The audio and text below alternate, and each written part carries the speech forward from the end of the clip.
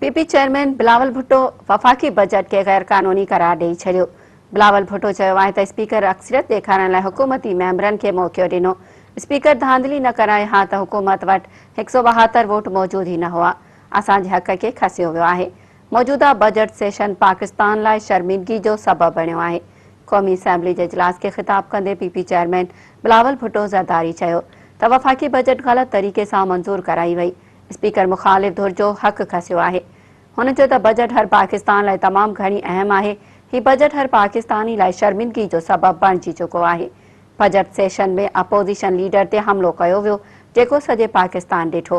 बिलावल भुट्टो ज़रदारी चयो त जेकॾहिं असांजे वोट जो तहफ़ुज़ न थींदो त आम पाकिस्तान जे हक़ जो तहफ़ुज़ कीअं थींदो। असां ऐवान में ॻणप जो मुतालबो कयो पर असांजी ॻाल्हि न मञी वई।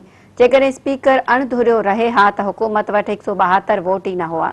पीपी चेयरमैन चयो त जेकॾहिं वोटिंग खे चैलेंज कयो वञे थो त स्पीकर जो फ़र्ज़ आहे त ॿीहर ॻणप कराए। आवाम जे नुमाइंदनि मुआशी तबाही वारी बजट खे रद्द करे छॾियो आहे।